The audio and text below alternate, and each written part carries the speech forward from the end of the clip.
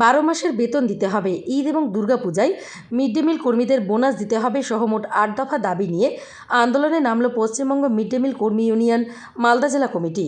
বুধবার দুপুর আনুমানিক 2টো নাগাদ এই মর্মে মালদা টাউন হলের সামনে থেকে তারা শহর জুড়ে বিক্ষোভ মিছিল করেন। মিছিল এসে শেষ হয় মালদা জেলা প্রশাসনিক ভবন চত্বরে। এরপর জেলা শাসকের হাতে এই মর্মে একটি ডেপুটেশন তুলে দেওয়া হয়। মালদা থেকে উৎপল মণ্ডলের রিপোর্ট। কর্মীকে মাতৃত্বকালীন ছুটি দিতে হবে, দিতে হবে, দিতে হবে। প্রতিটা মিড ডে মিল কর্মীকে 12 মাসের বেতন দিতে হবে, দিতে হবে, দিতে হবে। প্রতিটি মিড ডে মিল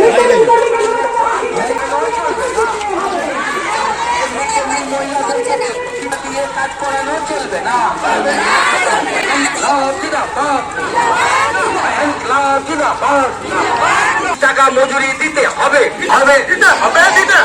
স্থায়ীকরণ না হওয়া পর্যন্ত 245 টাকা পার ডে দিতে হবে।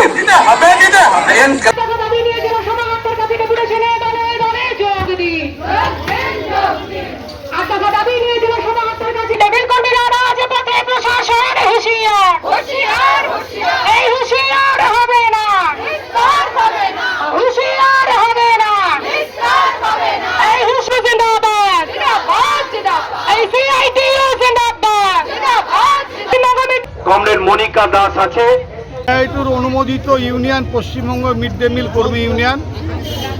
এদের কাজ হচ্ছে যে ক্লাস 1 থেকে 8 পর্যন্ত স্কুলে যে রান্নার খাওয়ার ব্যবস্থা আছে তাদেরকে রান্না করে খাওয়ায়, এবং এরা হচ্ছে সব দলগতভাবেই আছে। 10 জন 12 জনের দল, মিনিমাম একটা করে দল একটা স্কুলে রান্না করে। ছাত্র সংখ্যা অনুযায়ী 2-3টা দলও থাকে। মালদা জেলাতে এদের সংখ্যা প্রায় 50,000-এর কাছাকাছি। গোটা রাজ্যে কয়েক লাখ, সারা ভারতবর্ষে কয়েক কোটি সংখ্যা আছে। এদের মজুরিটা অত্যন্ত কম। স্কুল 10 মাস খোলা থাকে, সেই সময় যেহেতু রান্নাটা হয় 10 মাসেরই বেতন পায়। বাকি 2 মাসের যেহেতু রান্না হয় না, বেতন পায় না, অথচ মাস্টারমশাইরা বেতন পায়। আমরা বলি 12 মাসেরই বেতন তাদের দিতে হবে। তাদেরকে ঈদের সময় বা পূজার সময় তাদেরকে অনুদান অথবা বোনাস দিতে হবে, যা আইসিডিএস, আশা থেকে আরম্ভ করে অন্যান্য ক্যাজুয়াল শ্রমিকরা সবাই পূজার সময় বা ঈদের সময় কোনো না কোনো অনুদান বা বোনাস পেয়ে থাকে। এরা কোনো কিছুই পায় না। এদের ইউনিফর্মের ব্যবস্থা করতে হবে।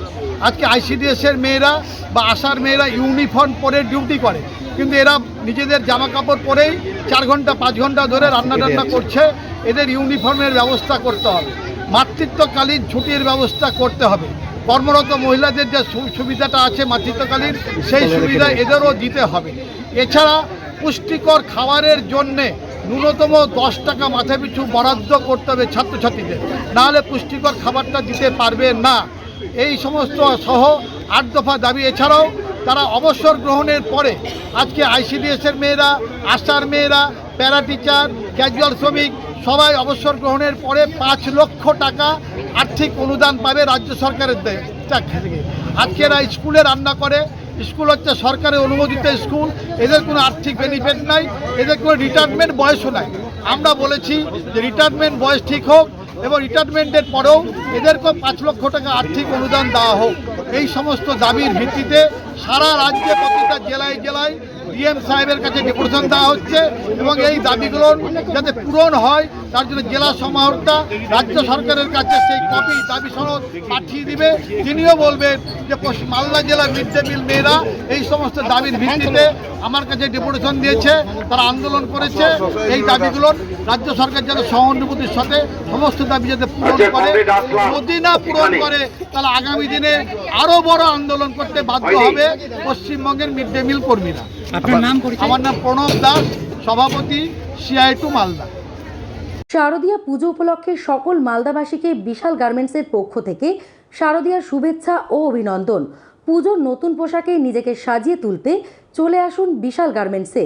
বিশাল গার্মেন্টস, বিনয় সরকার রোড, চন্দ্রানী পালসের পাশে, মালদা।